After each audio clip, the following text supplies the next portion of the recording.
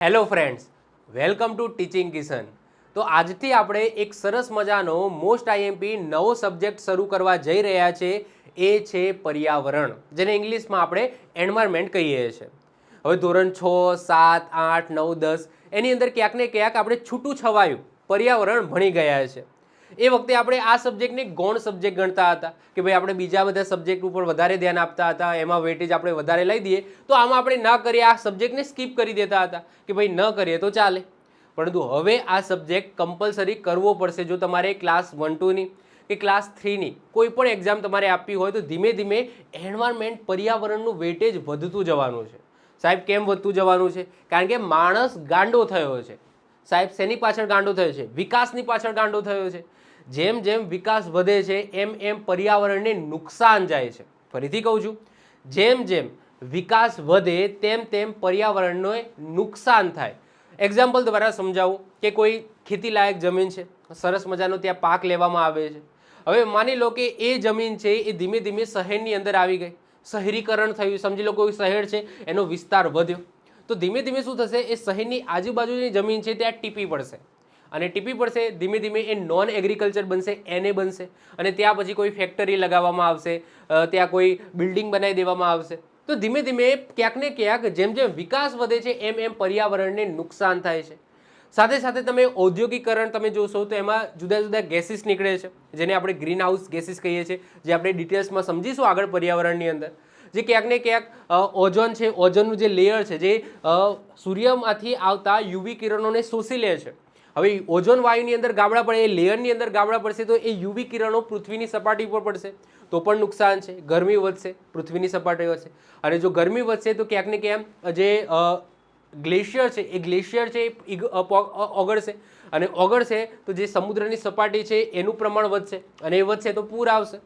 મતલબ કે ક્યાંક ને ક્યાંક તમે જોશો કે નુકસાન થાય છે। ટૂંકમાં જેમ જેમ ઔદ્યોગિકરણ થાય છે, જેમ જેમ વિકાસ થાય છે એમ એમ પર્યાવરણને નુકસાન જાય છે, અને પાછું ભોગવવાનું તો આપણે જ છે। તો ધીમે ધીમે જેમ જેમ વિકાસ થશે એમ એમ પર્યાવરણનું નુકસાન થશે, અને જેમ જેમ પર્યાવરણનું નુકસાન થશે એમ એમ તમારા સિલેબસની અંદર પર્યાવરણનું વેટેજ વધતું જશે। કારણ કે તમને સબ્જેક્ટ મૂકવા પાછળનું કારણ એ કે ભાઈ તમે આના વિશે જાગૃત થાવ કે ભાઈ પર્યાવરણ છે એનું રક્ષણ કરો, કઈ રીતના રક્ષણ કરી શકાય, પર્યાવરણ શું છે, કઈ રીતના બચાવી શકાય, કઈ રીતના આ ઓઝોન લેયર આપણને બચાવે છે, કઈ રીતના એની અંદર ગાબડા પડે છે, શું કારણ છે, કઈ રીતના ગ્રીન હાઉસ ગેસીસ છે એ અલગ અલગ જગ્યાએથી નીકળે છે, કઈ રીતના નુકસાન કરે છે, કઈ રીતના ગ્લોબલ વોર્મિંગ થાય છે સમય જતાં જતાં। તો આ બધી વસ્તુ સમજાવવા માટે, જાગૃત કરવા માટે આ એન્વાયરમેન્ટ છે એ સબ્જેક્ટ તમારી અંદર મૂકવામાં આવે છે, તમારા સિલેબસમાં મૂકવામાં આવે છે। તો સમય જશે એમ એમ પર્યાવરણનું વેટેજ ધીમે ધીમે ધીમે ધીમે વધતું જશે। તો આ એક નાનો એવો સબ્જેક્ટ છે, રોકડિયા માર્ક્સ આપતો સબ્જેક્ટ છે। તમે આને એક વખત સારી રીતના સમજી જાઓ, સારી રીતના કરી લો, એના પછી આ સબ્જેક્ટ એટલો બધો પણ મતલબ કે મોટો નથી કે વારે ઘડીએ આને રિપીટ કરવું પડે। એક વખત જો તમે સારી રીતના સમજી ગયા, આને સમજવાનો વિષય છે, તમે ગોખશો તો નહીં ચાલે। હું તમને સારી રીતના આખું પર્યાવરણ છે સમજાવીશ, કઈ રીતના શું થાય છે, શું યાદ રાખવાનું છે, તમારી એક્ઝામની અંદર શું પૂછાય છે, આ બધી વસ્તુ હું ક્લિયર કરતો જઈશ, અને ધીમે ધીમે બધી વસ્તુ હું સમજાવતો જઈશ આ કોર્સની અંદર। ક્લિયર? ઓકે, તો શરૂઆત કરીએ છીએ આપણે પર્યાવરણ એન્વાયરમેન્ટની। તો સૌથી પહેલાં તો તમારા સબ્જેક્ટની અંદર શું શું આવે છે, કયા કયા ટોપિક આવે છે, જેમ કે સૌથી પહેલાં આપણે પર્યાવરણ શું છે એકચ્યુઅલી એ સમજીશું કે ભાઈ પર્યાવરણ કોને કહેવામાં આવે, જે આજના લેક્ચરની અંદર સમજી લઈશું। એના પછી પ્રદૂષણની વાત કરીશું। ઘણા બધા ટાઈપના પ્રદૂષણ હોય, પાણીનું પ્રદૂષણ હોય, હવાનું પ્રદૂષણ હોય, ધ્વનિનું પ્રદૂષણ હોય, તો આ બધી વસ્તુ જેટલા પણ ટાઈપ્સ છે એ બધા ટાઈપ્સ તમારે ભણવાના થશે પ્રદૂષણ। એના પછી આવશે જળવાયુ પરિવર્તન। આમાંથી સારા એવા ક્વેશ્ચનો તમારી એક્ઝામની અંદર પૂછાય છે, જેને ઇંગ્લિશમાં કહીએ છીએ ક્લાઇમેટ ચેન્જ। શું કહીએ છીએ? Climate change. તો જળવાયુ પરિવર્તન વિશે આપણે સમજીશું। જળવાયુ કોને કહેવામાં આવે, હમણાં આપણે એની ડેફિનેશન જોઈએ છે। એસિડ વર્ષા, એસિડ વર્ષાની પણ આપણે વાત કરીશું। પછી ઓઝોન ક્ષરણ, ઓઝોન જે લેયર છે એનું ક્ષરણ, કઈ રીતના એમાં ગાબડા પડે છે, એ બધી વસ્તુ આપણે સમજવાની છે, તો ઓઝોન ક્ષરણની વાત કરીશું। એના પછી પર્યાવરણ સંબંધિત સંમેલનો, મોસ્ટ આઈએમપી હમણાંથી બહુ ચાલ્યું છે। ઓકે, COP 25 શું છે, COP 10 શું છે, એની અંદર શું થયું, આ તે। ઓકે, તો એ COP જે કહેવાય છે સંમેલનો દર વર્ષે જે એમના પર્યાવરણને સંબંધિત આંતરરાષ્ટ્રીય સંમેલનો ભરાય છે, એની આપણે વિસ્તૃત ચર્ચા કરીશું। ભવિષ્યમાં ક્યારે ભરાશે, કઈ જગ્યાએ ભરાશે અને પાસ્ટમાં જે પણ મહત્વપૂર્ણ સંમેલન થઈ ગયા એ બધા સંમેલન આપણે કવર કરીશું. એના પછી પર્યાવરણ સંબંધિત કાયદા અને સંસ્થાઓ. ઇન્ટરનેશનલ લેવલે પર્યાવરણને બચાવવા માટે કઈ કઈ સંસ્થાઓ કાર્યરત છે અને એમને પર્યાવરણને બચાવવા માટે કયા કયા કાયદાઓ બનાવેલા છે, એક્ટ બનાવેલા છે, એ બધી વસ્તુ આપણે સમજવાની છે. તો તમે કહી શકો કે એક જળવાયુ પરિવર્તનમાંથી સારા એવા ક્વેશ્ચનો પૂછાય છે. પર્યાવરણ સંબંધિત સંમેલનો, એના કાયદા અને સંસ્થાઓમાંથી સારા એવા ક્વેશ્ચનો બને છે. એના પછી રાષ્ટ્રીય ઉદ્યાન, અભયારણ્ય, જૈવ આરક્ષિત ક્ષેત્રો, આદ્રભૂમિ, રામસર સાઇટ, જેના વિશે આપણે ડિટેલ્સમાં ચર્ચા જોઈશું કે ભાઈ આ બધી વસ્તુ શું છે, કઈ રીતના એકબીજાથી ડિફરન્સ છે, આ બધામાં તફાવત શું છે એ સમજીશું. હાલાકી આપણે જિયોગ્રાફીની અંદર આ બધા ટોપિક કવર કરેલા છે એક વખત, પરંતુ આને આપણે સારી રીતના સમજીશું. કેટલા રાષ્ટ્રીય ઉદ્યાન છે, એમાંથી પણ અમુક આદ્રભૂમિ કોને કહેવામાં આવે એ જોઈશું. વેટલેન્ડ સાઇટ, ઓકે, આદ્રભૂમિ, રામસર સાઇટ શું છે, પછી જૈવ આરક્ષિત ક્ષેત્રો કોને કહેવામાં આવે છે, અભયારણ્ય કોને કહેવામાં આવે છે, રાષ્ટ્રીય ઉદ્યાન કોને કહેવામાં આવે છે, ડિટેલ્સમાં આપણે ચર્ચા કરીશું. અને અત્યારે કેટલા છે, છેલ્લે કયું બન્યું, આ ટાઈપના ક્વેશ્ચનો એક્ઝામની અંદર બનતા હોય છે. એટલે કે આમાંથી કરંટ અફેર્સના ક્વેશ્ચનો વધારે બનતા હોય છે કે છેલ્લે કયું બન્યું છે, કોના માટે બન્યું છે. પછી આ સાથે સાથે આપણે ટાઈગર રિઝર્વની વાત કરીશું, ઘણા બધા, ઓકે, ગીધ રિઝર્વની વાત કરીશું. તો અલગ અલગ આપણે જોઈશું. એના પછી ઇકોલોજી, ઓકે, આટલા આઈએમપી હતા. આ જે છે ને એ થોડા ઓછા આઈએમપી છે. આમાંથી એકાદ માર્કનો ક્વેશ્ચન કદાચ પૂછાઈ જાય, પરંતુ ઓછા આઈએમપી છે. આના કમ્પેરિઝનની અંદર આમાંથી સૌથી વધારે ક્વેશ્ચન પૂછાય છે. એમાંથી જળવાયુ પરિવર્તન અને પર્યાવરણ સંબંધિત સંમેલનો, કાયદા સંસ્થાઓ, અને આમાંથી સારા એવા ક્વેશ્ચનો બનતા હોય છે. સાથે સાથે એસિડ વર્ષા છે, પોલ્યુશન, એ તો પૂછાય જ છે, ઓકે, એટલે ઓછા પૂછાય છે, પરંતુ આમાંથી સૌથી વધારે ક્વેશ્ચનો બનતા હોય છે. તો આ જે ટોપિક લખે આ બાજુ એ આઈએમપી છે. કેવા? મોસ્ટ આઈએમપી, જેમાંથી સૌથી વધારે ક્વેશ્ચનો બનતા હોય છે. પરંતુ ભવિષ્યની અંદર પેપર સેટરનું માઇન્ડ શું ચાલે છે, કઈ રીતના ચાલે છે, તો આપણે તૈયારી બધી રીતના રાખવાની. એક વખત કરવાનું, પર્યાવરણ સારી રીતના કરી દેવાનું, ઓકે. એના પછી ઇકોલોજી. ઇકોલોજીની વાત કરીશું. ઇકોલોજી શું છે? એક બ્રાન્ચ છે, ઓકે, જેની વાત આપણે કરીશું. ઇકોલોજીનો મતલબ શું છે એ આપણે હમણાં સમજીએ છીએ. પછી જૈવ ભૂ રાસાયણિક ચક્રોની વાત કરીશું. જૈવ ભૂ રાસાયણિક ચક્રો જે એટલા બધા પૂછાતા નથી, પરંતુ આપણે સમજીશું. જૈવ વિવિધતા અને તેનું સંરક્ષણ, એટલે કે બાયોડાયવર્સિટી એન્ડ એનું કન્ઝર્વેશન, એટલે કે એનું સંરક્ષણ કઈ રીતના થાય છે એ જોઈશું. જૈવ વિવિધતા શું છે એ હમણાં આપણે એની ડેફિનેશન જોઈએ છે.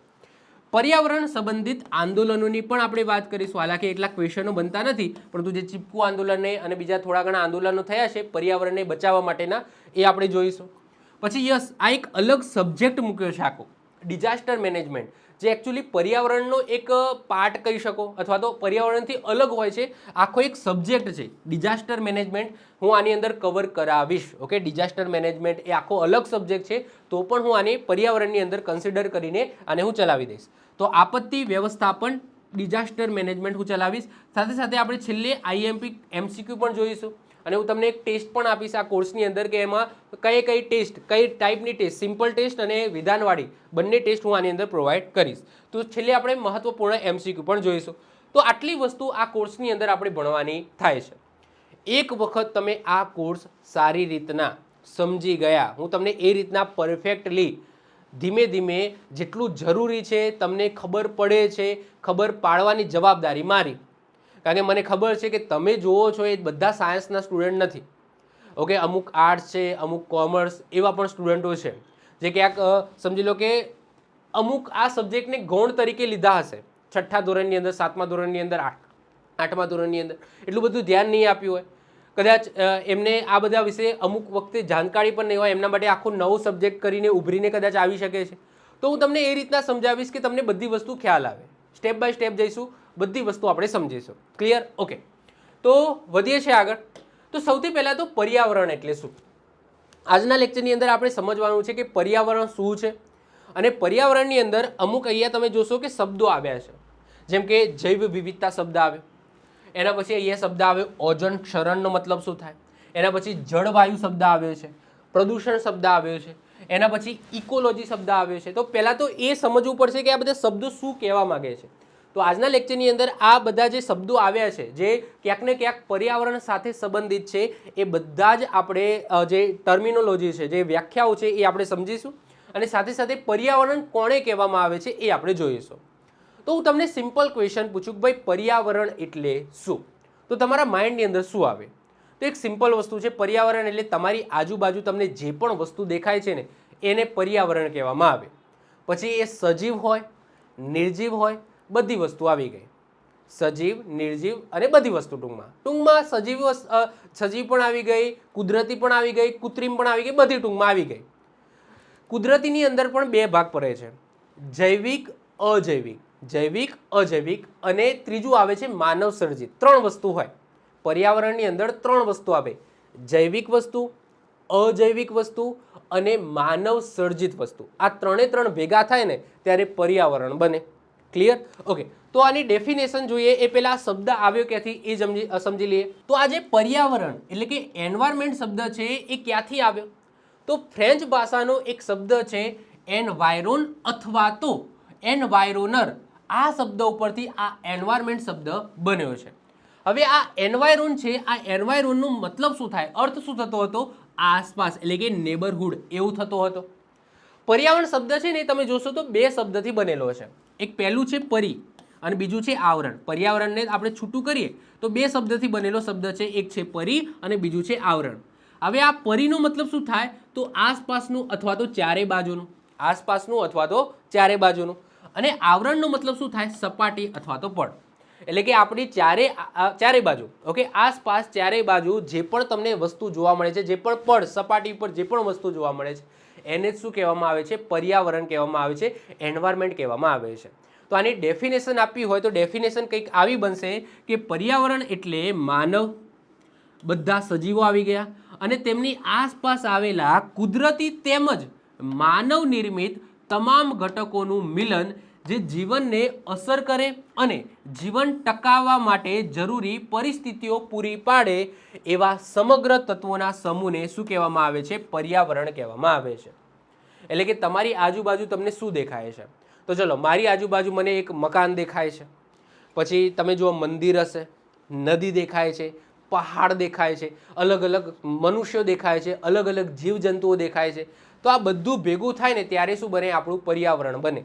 તો અહીંયા તમે જોઈ શકો છો કે આ આપણું પર્યાવરણની એક આકૃતિ છે, જેમાં પહાડ આવી ગયા, નદી આવી ગયા, પછી ભૂમિ ભાગ આવી ગયો, પાણી આવી ગયું, પછી મનુષ્યો આવી ગયા, પ્રાણીઓ આવી ગયા, વનસ્પતિ આવી ગયા. આ બધાનો કોમ્બિનેશનને શું કહેવામાં આવે?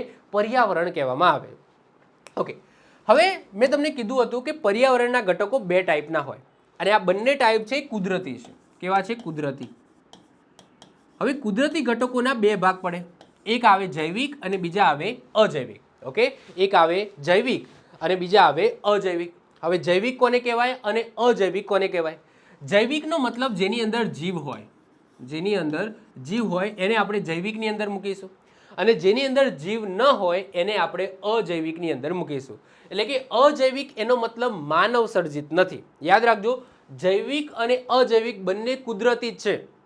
જૈવિક અને અજૈવિક આ બંને શબ્દો જ્યારે આવે છે, જૈવિક એટલે જીવ હોય એ યાદ રાખવાનું, અજૈવિક એટલે જીવ ન હોય પરંતુ કુદરતી હોય એને અજૈવિક કહેવામાં આવે. ફરીથી રિપીટ કરું છું, કુદરતી રીતના બે ઘટકો તમને પૃથ્વી ઉપર જોવા મળશે, એક જૈવિક અને બીજા છે અજૈવિક.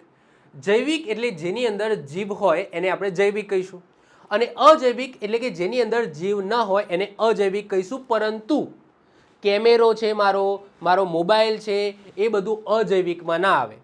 જૈવિક અને અજૈવિક બંને કુદરતી વસ્તુ હોવા જોઈએ. બંને કેવા હોવા જોઈએ? કુદરતી વસ્તુ હોવા જોઈએ. ખાલી ફરક એટલો કે જૈવિકની અંદર જીવ હોય, અજૈવિકની અંદર જીવ હોય નહીં. એક્ઝામ્પલ દ્વારા સમજીએ કે જૈવિકની અંદર શું આવશે? વનસ્પતિ. સાહેબ, વનસ્પતિ છે એને આપણે જીવ માનીએ છીએ, ઓકે, કારણ કે એ નાનું હોય, મોટું મોટું થાય છે, તો ઓબ્વિયસલી એનું શું થાય છે? મતલબ કે એની અંદર જીવ છે એવું આપણે માનીએ છીએ, તો વનસ્પતિને આપણે જૈવિક કહીશું. પછી સૂક્ષ્મ જીવો છે, ઓબ્વિયસલી જીવ હોય, જૈવિક કહીશું. કીટકો છે નાના નાના, એ પણ જૈવિકની અંદર આવશે. પ્રાણીઓ છે એ પણ જૈવિકમાં આવશે. માનવ છે એ પણ આવશે અને દરેક જીવો, ટૂંકમાં જેટલા પણ જીવો દેખાય છે તમારી આજુબાજુ એ બધા શેમાં આવશે? જૈવિક આવશે અને વનસ્પતિ પણ જૈવિકની અંદર આવશે. ઓકે, ક્લિયર છે? ઓકે, અજૈવિકનો મતલબ શું થાય? કે જેની અંદર જીવ નથી પરંતુ કુદરતી છે. જેમ કે સૂર્યપ્રકાશ. સાહેબ, સૂર્યપ્રકાશની અંદર જીવ છે? નથી, પરંતુ કુદરતી છે. યસ, તો એ અજૈવિકની અંદર આવશે. પાણી છે, પછી તાપમાન છે, ભૂમિ છે, હવા છે, તો આ બધા શેની અંદર આવશે? અજૈવિક ઘટકોની અંદર આવશે, પરંતુ બંને શું છે? કુદરતી છે. તો પર્યાવરણ છે ને એ 3 વસ્તુથી બને, જૈવિક ઘટકો, અજૈવિક ઘટકો પ્લસ માનવ સર્જિત ઘટકો. પરંતુ અહીંયા મેં વાત કરી છે જૈવિક અને અજૈવિકની, તો આ પેલા માઇન્ડની અંદર ઉતારી દેજો કે કોને જૈવિક ઘટકો કહેવામાં આવે, કોને અજૈવિક ઘટકો કહેવામાં આવે. કારણ કે આગળ પર્યાવરણની અંદર હું ઘણી બધી વસ્તુઓ ચલાવી જેની અંદર આ શબ્દનો યુઝ થશે, જૈવિક અજૈવિક. તો તમારા માઇન્ડની અંદર ક્લિયર હોવું જોઈએ કે ભાઈ જૈવિક એટલે શું અને અજૈવિક એટલે શું. ક્લિયર છે? ઓકે, ચલો વધીએ આગળ. હવે આપણે શું જોઈશું? અલગ અલગ ટર્મિનોલોજી જોઈશું, અલગ અલગ વ્યાખ્યાઓ જોઈશું. કારણ કે આગળ મેં ઇન્ડેક્સ બતાવી તો ઇન્ડેક્સની અંદર અમુક શબ્દો આવે અને એ શબ્દોનો મતલબ શું થાય એ પહેલાં સમજી લો. કારણ કે આ શબ્દો આવવાના છે. હું તમને પહેલાં જ આખું એક પ્લોટિંગ બેસાડી દઉં છું કે આવનારા સમયની અંદર જે જે શબ્દો આવશે એનો મતલબ શું થાય એ અત્યારથી હું તમને કહી દઉં છું. સૌથી પહેલાં વાત કરીએ હવામાન, જેને ઇંગ્લિશમાં વેધર કહેવામાં આવે. અને એક બીજો શબ્દ છે જળવાયુ, જે આગળ આપણે જોઈ ગયા, જળવાયુ પરિવર્તન. તો આ જળવાયુ જેને ઇંગ્લિશમાં ક્લાઇમેટ કહેવામાં આવે. હવે આ બંનેની અંદર ફરક શું? આ બંનેની અંદર વસ્તુ સેમ હોય છે, ખાલી ને ખાલી સમયનો તફાવત હોય છે. એટલે કે ચોક્કસ સ્થળની થોડી ક્ષણો માટેનું આપણે તાત્કાલિક તાપમાન, વરસાદ, પવન કે ભેજની સ્થિતિ આપણે જાણીએ તો એને વેધર કહેવામાં આવે, હવામાન કહેવામાં આવે. એટલે કે તમારા મોબાઈલની અંદર તમે જે જોવો છો કે ભાઈ આજે વરસાદ પડશે, કાલે વરસાદ પડશે, અથવા તો કાલે પવન કેટલો ફૂંકાશે, કાલે સૂર્યપ્રકાશ કેટલો રહેશે, તાપમાન કેટલું રહેશે, તો આને શું કહીએ આપણે? વેધર જોયું કહેવાય, હવામાન જોયું કહેવાય, ક્લાઇમેટ જોયું કહેવાય નહીં. ઓકે, આપણે શું જોયું? વેધર જોયું, હવામાન જોયું. તો હવામાન છે ને એ ટૂંકા ગાળાનો સમય. હા, એમાં પછી અઠવાડિયું પણ આવી જાય હો. આપણે જોઈએ કે ભાઈ આજે સોમવાર થયો તો આવતા સોમવારે કેટલું તાપમાન રહેવાનું છે, તો એને પણ આપણે વેધરની અંદર જ મૂકીશું, હવામાનની અંદર જ મૂકીશું. એટલે કે અમુક ટૂંકા ગાળાનો આપણે તાપમાન જોઈએ, વરસાદની આગાહી જોઈએ, પવન છે આ તે જોઈએ, તો એને શું કહેવામાં આવે? હવામાન કહેવામાં આવે, વેધર કહેવામાં આવે. તો કોઈ ચોક્કસ સ્થળની થોડી ક્ષણો અથવા તો દિવસો સુધીનો તાત્કાલિક આપણે તાપમાન, વરસાદ, પવન, ભેજ વગેરેની સ્થિતિ આપણે જાણીએ તો એને આપણે શું કહીએ છીએ? હવામાન કહીએ છીએ, એને આપણે વેધર કહીએ છીએ. હવે જળવાયુ એટલે શું? આપણે જોઈશું જળવાયુ પરિવર્તન, આખું આપણે ચેપ્ટર ભણવાનું છે. તો જળવાયુ પરિવર્તન એની અંદર શું આપણે આજકાલનું તાપમાન ને એ બધાનો અભ્યાસ કરીશું? ના, બહુ લાંબા સમયગાળા દરમિયાન જે પણ તાપમાનની અંદર બદલાવ થયો છે, જે પણ વરસાદની અંદર વધારો થયો છે કે ઘટાડો થયો છે, તો એનો આપણે સમજીશું, એનું આપણે કમ્પેરિઝન કરીશું, તો એને આપણે શું કહીશું? ક્લાઇમેટ કહીશું, એને જ આપણે જળવાયુ કહીશું. તો કોઈ વિસ્તારના દીર્ઘકાળ એટલે કે અંદાજિત એવું લખ્યું છે કે 30 વર્ષ અથવા એનાથી વધારે સમયગાળાનો આપણે અભ્યાસ કરીએ. એમાં જે આપણે સરેરાશ તાપમાન મળે છે, જે વરસાદ છે, પવન છે અને અન્ય હવામાનિક પરિસ્થિતિઓને જળવાયુ કહે છે. અને આ પેટર્નમાં થતો બદલાવ એને આપણે શું કહીએ છીએ? જળવાયુ પરિવર્તન કહીએ છીએ. એટલે કે આ બંનેની અંદર, હવામાન અને જળવાયુની અંદર સમયનો તફાવત છે. આ હવામાનની અંદર આપણે 1 દિવસ, 2 દિવસ, અઠવાડિયું અથવા તો માની લો કે ચલો 2 અઠવાડિયા કે 3 અઠવાડિયા કે 4 અઠવાડિયા, ઓકે, એ સમયગાળા દરમિયાનનું આપણે હવામાન જોતા આવીએ છીએ. તો જે ટૂંકા ગાળાનું આપણે જે હવામાન જોતા આવીએ છીએ, જેમાં તાપમાન કેટલું રહેવાનું છે આવનારા સમયમાં, આવનારા મહિનાની અંદર અથવા તો આવનારા અઠવાડિયાની અંદર, કેટલો વરસાદ રહેવાનો છે, કેટલો પવન ફૂંકાવાનો છે, તો એ બધી વસ્તુ આપણે અભ્યાસ કરીએ, જોઈએ તો એને હવામાન કહેવાય, એને આપણે વેધર જોયું કહેવાય. પરંતુ ક્લાઇમેટ એટલે છેલ્લા 30 વર્ષની અંદર કેટલો સરેરાશ તાપમાનની અંદર વધારો થયો, કેટલા પવનો વધારે ફૂંકાય છે. હવે પહેલાં 30 વર્ષ આટલા ફૂંકાતા હતા, 30 વર્ષ પહેલાં હવે આટલા ફૂંકાય છે. 30 વર્ષ પહેલાં આ ટાઈમે આ મહિનાની અંદર આટલો વરસાદ પડતો હતો, હવે આટલો વરસાદ પડે છે. તો આનો આપણે અભ્યાસ કરીએ, આ બધી સરેરાશ આપણે વસ્તુ જોઈએ તો એને શું કહીએ છીએ? ક્લાઇમેટ કહીએ છીએ. એને આપણે કહીએ છીએ શું? જળવાયુ. શું કહીએ છીએ? જળવાયુ કહીએ છીએ. આમાં જળવાયુની અંદર તમને વધારે ફરક જોવા મળશે. આજથી યાદ કરો કે હવે ગરમી વધારે પડે છે ઉનાળાની અંદર. શું પહેલાં એટલી ગરમી પડતી હતી? ઉનાળાની અંદર તમારા પેપર, તમે ન્યૂઝપેપરની અંદર તમે જુઓ છો કે છેલ્લા 100 વર્ષની સૌથી વધારે ગરમી આ વખતે પડી. જુઓ છો કે નહીં? કેમ એવું આવે છે? કારણ કે સિમ્પલ વસ્તુ છે, ઔદ્યોગિકરણ થાય છે, પૃથ્વીનું તાપમાન વધે છે. તાપમાન વધે છે, કેમ વધે છે? ઔદ્યોગિકરણના કારણે. જુદી જુદી તમે જુઓ તો વિકાસશીલ દેશો વિકાસ વધારે કરે છે, પર્યાવરણને નુકસાન કરીને, જંગલો કાપીને.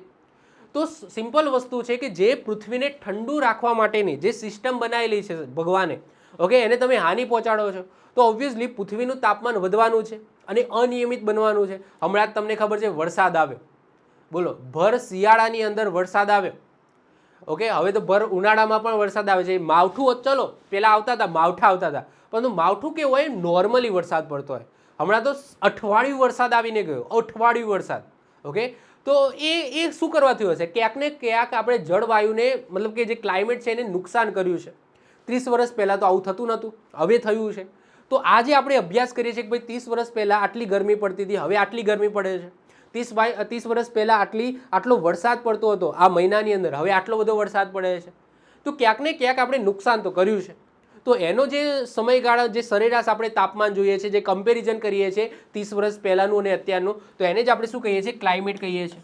ઓકે, જળવાયુ કહીએ છીએ. અને જે ફરક આપણને દેખાય છે તો એને જ આપણે શું કહીએ છીએ? જળવાયુ પરિવર્તન કહીએ છીએ, કે આટલો ફરક આવ્યો. ક્લિયર છે? ઓકે.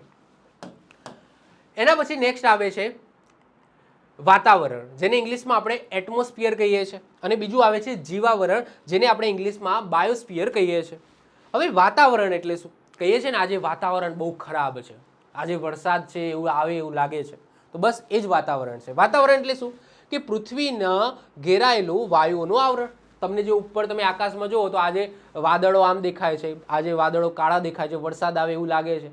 મતલબ કે આપણે વાતાવરણ જોવું હોય તો ઉપર જોવું પડે. ટૂંકમાં ક્યાં જોવું પડે? ઉપર જોવું પડે. તો પૃથ્વીના ઘેરાયેલું વાયુઓનું આવરણ, જેની અંદર શું હોય? તો નાઇટ્રોજન હોય, ઓક્સિજન હોય, કાર્બન ડાયોક્સાઇડ હોય અને બીજા અન્ય વાયુ હોય, જે આપણે સમજીશું આગળ જતા. અને જે પૃથ્વીને તાપમાન, હવામાન અને કિરણોત્સર્ગની સુરક્ષિત રાખે છે. કિરણોત્સર્ગ એટલે કે જે સૂર્યમાંથી કિરણો આવે છે એનાથી સુરક્ષિત રાખે છે. તો એને શું કહેવામાં આવે? વાતાવરણ કહેવામાં આવે છે. અત્યારે જસ્ટ ડેફિનેશન આપું છું, પછી આપણે વાતાવરણ છે, જીવાવરણ છે, એને ડિટેલ્સમાં સમજવાનું છે નેક્સ્ટ લેક્ચરની અંદર. જીવાવરણ નામથી જ ખબર પડી જાય છે, જીવ. ઓકે, જીવાવરણ એટલે જીવ, તમારી આજુબાજુ જે પણ જીવો દેખાય છે, ઓકે, એનાથી બનતું આવરણ એટલે જીવાવરણ. હવે જીવ છે ખાલી પૃથ્વીની સપાટી ઉપર ના હોય, પૃથ્વીની ઉપર આકાશમાં પણ હોય, પૃથ્વીની અંદર અમુક કિલોમીટર સુધી અંદર પણ હોય. ઓકે, અને પૃથ્વીની સપાટી ઉપર પણ હોય. તો ત્રણેય જગ્યાએ હોય. તો પૃથ્વી પર જ્યાં જ્યાં જીવન અસ્તિત્વ ધરાવે છે અને જીવન ટકાવી રાખવા યોગ્ય પરિસ્થિતિઓ છે, તે સંપૂર્ણ આવરણને શું કહેવામાં આવે છે? જીવાવરણ કહેવામાં આવે છે. અહીંયા તમને કીધું છે કે 0 થી 24 કિલોમીટર. હવે આ 0 થી 24 કિલોમીટર એવું નહીં કે ભાઈ પૃથ્વીની સપાટીથી ઉપર તમારે જવાનું 24 કિલોમીટર, ના. અહીંયા થોડા અંશે અંદર, મતલબ કે જ્યાં તમારે ખાડો ખોદવાનો જમીનની અંદર, જ્યાં સુધી જીવન શક્ય હોય, જીવ મળી રહે ત્યાં સુધી જવાનું અંદર. ઓકે, ત્યાંથી લઈને આકાશમાં જવાનું જ્યાં સુધી પક્ષીઓ ઉડે છે ત્યાં સુધીનું. તો એ કિલોમીટર આપેલા છે 0 થી 24 કિલોમીટર. એટલે કે જમીનની અંદર, જમીનની સપાટી ઉપર અને જમીનની ઉપર, આ 0 થી 24 કિલોમીટર જ્યાં આપણને જીવન શક્ય મળે છે. પાણીની અંદર પણ, પાણીની સપાટી પણ લેવાની, કારણ કે પાણીની અંદર પણ જીવન છે, તો એ પણ આપણે કન્સિડર કરવાનું. તો પાણીની અંદર પ્લસ જમીનની અંદર અને આકાશમાં અને પૃથ્વીની સપાટી ઉપર, ઓકે, આ બધી જગ્યાએ જ્યાં જ્યાં જીવન દેખાય એ આખું આવરણ એને જીવાવરણ કહેવામાં આવે છે. તમે પૃથ્વીની સપાટીથી વધારે પડતા અંદર જાઓ તો પછી જીવન શક્ય નથી, અમુક અંશે શક્ય છે, તો એના પછી જીવાવરણ આવે નહીં. ક્લિયર છે? ઓકે. તો અંદાજિત કહી શકો 0 થી 24 કિલોમીટર સુધીનું જૈવિક આવરણ. ક્લિયર લખેલું છે, જૈવિક આવરણ. ઓકે. એના પછી વાત કરીએ નિવસન તંત્ર, જેને કહેવામાં આવે છે ઇકોસિસ્ટમ. આ પણ તમારે ભણવાનું છે, તમારા સિલેબસની અંદર છે ઇકોસિસ્ટમ. તો કોઈ પણ વિસ્તારના સજીવો એટલે કે જીવિત ઘટકો અને જળ તત્વો એટલે કે અજૈવિક ઘટકો વચ્ચે પરસ્પર નિર્ભર સંબંધોની સુવ્યવસ્થિત પ્રક્રિયા, એને શું કહેવામાં આવે છે? ઇકોસિસ્ટમ કહેવામાં આવે છે. એટલે કે એવી સિસ્ટમ જ્યાં સજીવો અને નિર્જીવો એકબીજા ઉપર આધાર રાખે. હવે એ સજીવો અને નિર્જીવો એટલે કે એ જૈવિક અને અજૈવિક ઘટકોની વાત થાય છે. હવે એવું નહીં કે હું મારા કેમેરા ઉપર આધાર રાખું છું કારણ કે મારે વિડીયો શૂટ કરવાનો છે, તો સાહેબ એને ઇકોસિસ્ટમમાં ના મુકાય. હા, મારે સૂર્યપ્રકાશ જોઈએ છે. ઓકે, જો સૂર્યપ્રકાશ ના હોય તો હું મરી જાઉં. તો સૂર્ય એ કેવો છે? અજૈવિક ઘટક છે, હું જૈવિક ઘટક છું. તો અમારા બંને વચ્ચે જે એક સિસ્ટમ બનાવેલી છે એકબીજાને ટકાવી રાખવા માટે, ઓકે, તો એને શું કહેવામાં આવે છે? ઇકોસિસ્ટમ કહેવામાં આવે છે. પૃથ્વી ઉપર જેટલા પણ જૈવિક ઘટકો છે બધાને સૂર્યપ્રકાશ જોઈએ. ઓકે, મોસ્ટ ઓફ બધાને સૂર્યપ્રકાશ જોઈએ. પાણી જોઈએ પીવા માટે, મારે પાણી જોઈએ. ઓકે, અને પાણી શું છે? એ અજૈવિક ઘટક છે, હું જૈવિક ઘટક છું. તો અમારા વચ્ચેનો જમીનની વાત કરીએ તો જમીન શું છે? જમીન શું છે? જૈવિક છે કે અજૈવિક? તો જમીન અજૈવિક છે અને હું જૈવિક છું. અને મારે ઓબ્વિયસલી મારે ઘર બનાવવું હોય, બિલ્ડિંગ બનાવવું હોય, મારે રહેવું હોય, ચાલવું હોય તો મારે જમીનની જરૂર પડે. તો અહીંયા ટૂંકમાં એવું કહેવામાં આવે છે ઇકોસિસ્ટમનો મતલબ થાય સજીવ એટલે કે જૈવિક ઘટકો એટલે કે જીવિત ઘટકો અને જળ તત્વો એટલે કે અજૈવિક ઘટકો. એ બંને વચ્ચે એકબીજા નિર્ભર સંબંધોની જે સુવ્યવસ્થિત પ્રક્રિયા જે ચાલી રહી છે એને શું કહેવામાં આવે? ઇકોસિસ્ટમ કહેવામાં આવે. એના પછી વાત કરીએ પર્યાવરણ તંત્ર અથવા તો પરિસ્થિતિકી એટલે કે જેને ઇકોલોજી કહેવામાં આવે છે. હવે ઇકોલોજી આખી એક બ્રાન્ચ છે. જે રીતના તમે એન્જિનિયરિંગ કરો છો, તમે બાયોલોજી કરો છો, ઓકે, તમે સમજી લો કે પાયલોટ બનવા માટેની આખી મતલબ કે એક બ્રાન્ચ હોય છે. એ રીતના પર્યાવરણને સમજવા માટેની એક બ્રાન્ચ હોય છે જેને ઇકોલોજી કહેવામાં આવે. ઇકોલોજીનો મતલબ શું થાય? તો પરિસ્થિતિકી, જે સજીવો અને તેમના પર્યાવરણ વચ્ચેની પરસ્પર ક્રિયા, સંબંધ અને એકબીજા પરની નિર્ભરતાનો વૈજ્ઞાનિક અભ્યાસ એને શું કહેવામાં આવે છે? ઇકોલોજી કહેવામાં આવે. શું કહેવામાં આવે? ઇકોલોજી કહેવામાં આવે છે. ટૂંકમાં પર્યાવરણને સમજવા માટેની બ્રાન્ચ, અભ્યાસ, પર્યાવરણને સમજવાનો અભ્યાસ એને જ આપણે શું કહીશું? ઇકોલોજી કહીશું. ઓકે, એટલે કે જે પર્યાવરણની અંદર પરસ્પર ક્રિયા થાય છે, સંબંધો એકબીજા પર નિર્ભરતા રાખે છે, આ બધાનો અભ્યાસ કરો તો એને શું કહેવામાં આવે? ઇકોલોજી કહેવામાં આવે. એના પછી વાત કરીએ જૈવ વિવિધતા, જેને ઇંગ્લિશમાં બાયોડાયવર્સિટી કહેવામાં આવે. હવે જૈવ વિવિધતા એટલે શું? કે જૈવ વિવિધતા એટલે કે એ જૈવિક વસ્તુઓની વાત થાય છે, સજીવોની વાત થાય છે, જેની અંદર અલગ અલગ વિવિધતા જોવા મળે છે. એને જ નોર્મલ ભાષામાં કહીએ તો જૈવ વિવિધતા કહેવામાં આવે. તો પૃથ્વી પર રહેલા તમામ સજીવો, જેની અંદર પ્રાણી આવી જાય, વનસ્પતિ આવી જાય, સૂક્ષ્મ જીવો અને તેમના જીન, અલગ અલગ જાતિ, વસવાટ સ્થળોની વિવિધતાને જ શું કહેવામાં આવે? જૈવ વિવિધતા કહેવામાં આવે. જેવું નામ છે એવી જ ડેફિનેશન છે. જૈવ વિવિધતા એટલે કે સજીવોમાં જે અલગ અલગ વિવિધતા જોવા મળે, ઓકે, એને જૈવ વિવિધતા કહેવામાં આવે. ગ્રીન હાઉસ અસર, સાહેબ આ શબ્દ બધાને હેરાન કરતો હશે, સાંભળતા હશો સાહેબ. ગ્રીન હાઉસ અસર, ઓઝોન ક્ષરણ, આવો શબ્દ તમે સાંભળતા હશો. Green house gases. તો આ સાહેબ આ ગ્રીન હાઉસ અસરનો મતલબ શું થાય?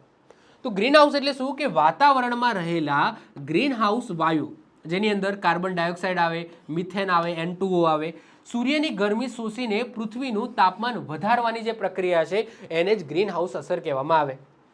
આ વસ્તુ એઝ અ ડેફિનેશન તરીકે તમે ખાલી સમજી લો.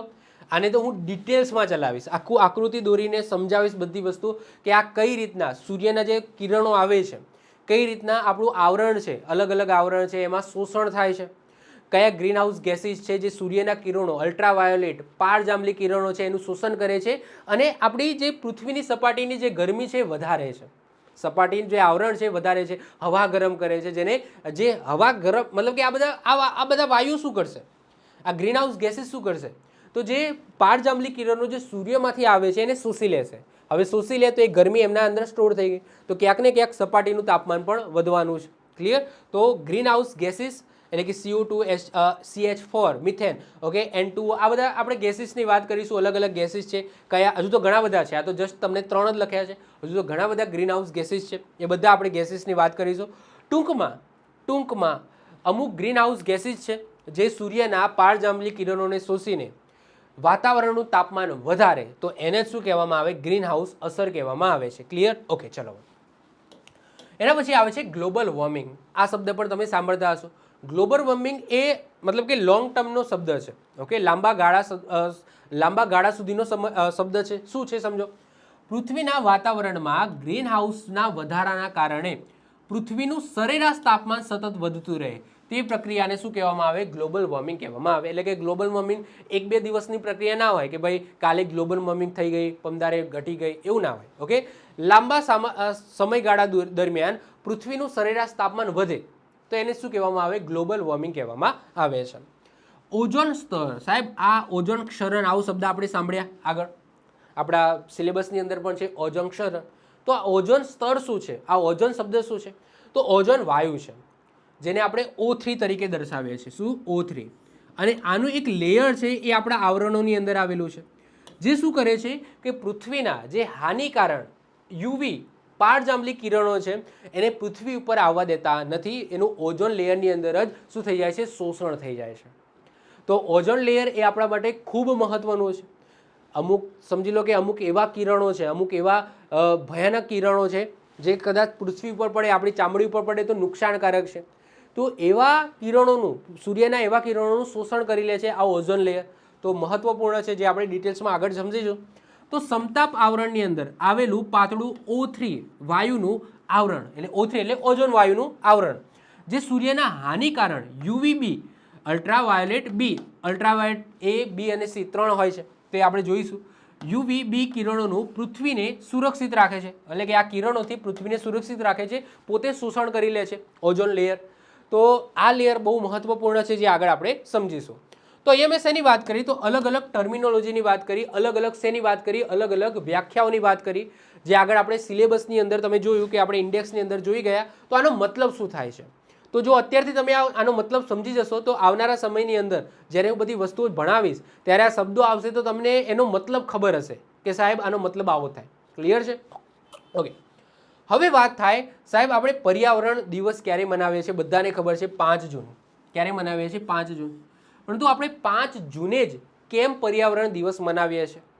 તો બીજા વિશ્વયુદ્ધ પછી એક હરોળ શરૂ થઈ, એક દોડ શરૂ થઈ, અને દોડ હોય છે દેશને વિકસિત બનાવવાની. તો આપણે તો જો 1947ની અંદર આઝાદ થયા. કયા? 1947ની અંદર આઝાદ થયા. એ પહેલાં ઘણા બધા એવા દેશો છે જે આજે આપણે એને વિકસિત દેશો કહીએ છીએ, જ્યારે આપણે હજુ વિકાસશીલ દેશ છે. ભારત એ વિકાસશીલ દેશ છે, એટલે કે વિકસિત દેશ બનવાની હરોળમાં છે. ઓકે, અને વિકસિત દેશોની અંદર આપણે શેને મૂકીશું? USA ને મૂકીશું, યુરોપિયન કન્ટ્રીને મૂકીશું. એ બધા કેવા છે? વિકસિત દેશો છે. આપણે વિકાસશીલ દેશો છે. તો સાહેબ એક હરોળ શરૂ થઈ હતી બીજા વિશ્વયુદ્ધ પછી કે પોતપોતાના કન્ટ્રીનો વિકાસ, મહત્વપૂર્ણ વિકાસ કરે, જેની અંદર ઔદ્યોગિકરણ થયું, જુદી જુદી ફેક્ટરીઓ નંખાઈ. પણ એ વખતે કોઈએ પર્યાવરણનો વિચાર કર્યો નહીં. જંગલો કપાયા બરાબર, કારણ કે એવો કોઈ નિયમ હતો જ નહીં ઇન્ટરનેશનલ સ્તર ઉપર, આંતરરાષ્ટ્રીય સ્તર ઉપર ના કોઈ એવી સંધિ હતી, ના કોઈ એવો નિયમ હતો. જેને મન ફાવે એમ પર્યાવરણનો વિચાર કર્યા વગર એક દોડ શરૂ થઈ ગઈ હતી, રેસ શરૂ થઈ ગઈ હતી કે પોતાના દેશને કઈ રીતના વિકસિત બનાવો, જેમાં પર્યાવરણને નુકસાન થાય તો થાય, એવા કોઈ નિયમો તો છે નહીં આંતરરાષ્ટ્રીય સ્તરે. કોણ રોકવાનું હતું? તો USA અને બીજા જે યુરોપિયન કન્ટ્રીઓ છે, જેને સારી મોટી મોટી ફેક્ટરીઓ સ્થાપી, જેમાંથી ઝેરી વાયુ નીકળવું હોય તો નીકળે. કારણ કે જો એ ઝેરી વાયુ કાઢશે તો નુકસાન બધાને થશે. ઓકે, પર્યાવરણ એવું નથી કે ભાઈ સમજી લો કે ત્યાં જંગલો કાપ્યા પછી સમજી લો કે તો ત્યાં ઓક્સિજન ખાલી નહીં મળે, એવું તો છે નહીં. ઓકે, જંગલો છે આખા મતલબ કે કાર્બન ડાયોક્સાઇડનું શોષણ કરીને ઓક્સિજન પૂરો પાડે છે. તો એવું જ નથી કે એ ખાલી એટલા એરિયામાં જ કન્સિડર કરશે, ના, નુકસાન બધાને થશે. ઓકે, જો ગ્રીન હાઉસ ગેસીસ છે એ વધારે શોષણ થશે અથવા તો ગ્લોબલ વોર્મિંગ થશે, અને એનાથી જે ગ્લેશિયર છે એ ગ્લેશિયર પીગળશે, તો સમુદ્રની સપાટી છે ઊંચી આવશે, પૂર આવશે. તો એવું તો નથી કે ભાઈ ત્યાં ઔદ્યોગિકરણ જે જગ્યાએ થયું હોય ત્યાં જ પૂર આવે, ના. પૃથ્વીની સપાટી છે એમાં તો લેયર સરખા જ છે બધાના. ઓકે, ગ્લોબલ વોર્મિંગ થશે તો આખી પૃથ્વીનું ગ્લોબલ વોર્મિંગ થશે. ઓકે, કોઈ અમુક મતલબ કે માની લો કે 195 દેશો છે, 195 દેશોમાંથી માની લો કે માત્ર 50 કે 40 દેશો છે, એમને સારી ફેક્ટરીઓ મોટી નાખી, અને એ કારણ બને ગ્લોબલ વોર્મિંગ માટે, અને ભોગવવાનું બધાને થશે. આવું થવાનું જ છે. ઓકે, તો એ ન થાય એના માટે 1972ની અંદર એક આંતરરાષ્ટ્રીય સ્તરે એક બેઠક ભરાઈ, જેમાં મેન મુદ્દો એ જ હતો કે ભાઈ આપણે કઈ રીતના પર્યાવરણને બચાવી શકીએ. કારણ કે સાહેબ પર્યાવરણ વિશે તો કોઈ વિચારતું જ નહોતું. તો આ પહેલી એવી બેઠક ભરાઈ પર્યાવરણ માટેની કે ભાઈ પર્યાવરણને આપણે સુરક્ષિત કઈ રીતના રાખી શકીએ. બધાને મન ફાવે એમ બધી કન્ટ્રીઓ છે એ ઔદ્યોગિકરણ તરફ આમ રેસથી ભાગી છે. ઓકે, ફેક્ટરીઓ જેમ ફાવે એમ બનાવે છે, જેમ ફાવે એમ ઝેરી વાયુઓ છે એ રિલીઝ કરે છે આકાશની અંદર. તો ભાઈ આ બધું છે, મતલબ કે પર્યાવરણને તો બચાવવું પડશે, એના વિશે તો કંઈક આપણે મુદ્દાઓ લેવા પડશે, પગલાઓ લેવા પડશે. તો એ વસ્તુ માટે આ એક બેઠક છે ભરાય છે. ક્યાં ભરાય છે? સ્ટોકહોમ ખાતે. તો આંતરરાષ્ટ્રીય સ્તરે પ્રથમ વખત દુનિયામાં પર્યાવરણના રક્ષણ માટે સ્ટોકહોમ માનવ પર્યાવરણ પરિષદ, જેને ઇંગ્લિશમાં કહેવામાં આવે છે UN, conference on human environment. Okay, UN આંતરરાષ્ટ્રીય સ્તર ઉપર ભરાઈ હતી. UN દ્વારા આનું આયોજન કરવામાં આવ્યું હતું, યુનાઇટેડ નેશન દ્વારા આયોજન કરવામાં આવ્યું હતું. આ સંમેલનની શરૂઆત ક્યારે થઈ હતી? 5 જૂનથી થઈ હતી. 5 જૂનથી સમયગાળો હતો, મતલબ કે શરૂઆત 5 જૂનથી થઈ હતી. એટલા માટે 5 જૂન આપણે વિશ્વભરમાં આંતરરાષ્ટ્રીય પર્યાવરણ દિવસ તરીકે આપણે ઉજવીએ છીએ. આ જે પહેલી બેઠક ભરાઈ હતી એની શરૂઆત 5 જૂનથી થઈ હતી. આ બેઠકની આપણે ડિટેલ્સમાં વાત કરીશું જ્યારે આપણે આંતરરાષ્ટ્રીય સંમેલનો જોઈશું પર્યાવરણને લઈને, એ વખતે આ ફરીથી ડિસ્કસ કરીશું. પરંતુ એજ ઓફ નાઉ આપણે એટલું સમજી લઈએ કે ભાઈ 5 જૂને આપણે આંતરરાષ્ટ્રીય પર્યાવરણ દિવસ કેમ મનાવીએ છીએ. તો 5 જૂનથી આ પહેલી બેઠક ભરાઈ હતી, શરૂઆત થઈ હતી, એટલા માટે આપણે 5 જૂન આંતરરાષ્ટ્રીય પર્યાવરણ દિવસ તરીકે ઉજવીએ છીએ. છેલ્લે આપણે પર્યાવરણ દિવસ 2025માં ઉજવ્યો, જેની થીમ હતી એન્ડિંગ પ્લાસ્ટિક પોલ્યુશન, જેનો હેશટેગ રાખવામાં આવ્યો હતો બીટ પ્લાસ્ટિક પોલ્યુશન. અને આ કયા દેશે હોસ્ટ કરી હતી, કયા દેશની અંદર આનું આયોજન થયું હતું? તો રિપબ્લિક ઓફ કોરિયાની અંદર આનું આયોજન થયું હતું. તો આ ખાસ યાદ રાખી લઈશું કરંટ અફેર્સ માટે કે ભાઈ વિશ્વ પર્યાવરણ દિવસ 2025 જેનું આયોજન ક્યાં થયું હતું? રિપબ્લિક ઓફ કોરિયાની અંદર. જેની થીમ શું રાખવામાં આવી હતી? તો એન્ડિંગ પ્લાસ્ટિક પોલ્યુશન, અને હેશટેગ યુઝ કર્યો હતો બીટ પ્લાસ્ટિક પોલ્યુશન. કોઈક જગ્યાએ એન્ડિંગ પ્લાસ્ટિક પોલ્યુશન ન લખેલું હોય થીમની અંદર, તો બીટ પ્લાસ્ટિક પોલ્યુશન લખેલું હશે. તો બીટ પ્લાસ્ટિક પોલ્યુશન અથવા તો એન્ડિંગ પ્લાસ્ટિક પોલ્યુશન એ થીમ હતી. હાલાકી થીમ આ જ હતી અને આ એક હેશટેગ હતો, પરંતુ ઇન્ટરચેન્જ કદાચ લખેલો હોય તો બહુ ટેન્શન લેવાનું નહીં. ઓકે, બંને યાદ રાખી લેવાનું. અને બંને હોય તો આ લખવાનું. ઓકે, બંને હોય તો આ લખવાનું, કાં તો બંનેમાંથી એક હશે થીમની અંદર. ક્લિયર છે? તો હોસ્ટ દેશ યાદ રાખીશું રિપબ્લિક ઓફ કોરિયા હતો. તો આ સાથે આપણે બેઝિક માહિતી મેળવી લીધી ભાઈ પર્યાવરણ શું છે, પર્યાવરણની અંદર જે ટર્મિનોલોજી યુઝ થાય છે, અલગ અલગ જે વ્યાખ્યાઓ, અલગ અલગ શબ્દો યુઝ થાય છે, એ શબ્દો શું કહેવા માગે છે એ સમજી ગયા. અને સાથે સાથે આપણે 5 જૂન કેમ પર્યાવરણ દિવસ તરીકે મનાવીએ છીએ એ સમજી ગયા. હવે તમે રેડી છો પર્યાવરણને સમજવા માટે. તો નેક્સ્ટ લેક્ચરથી આપણે પ્રોપર પર્યાવરણની શરૂઆત કરીશું. તો નેક્સ્ટ ટોપિક આપણો રહેશે પર્યાવરણના આવરણો. તો નેક્સ્ટ લેક્ચરની અંદર મળીશું. બાય, ઓલ ધ બેસ્ટ, જય હિન્દ, જય ભારત.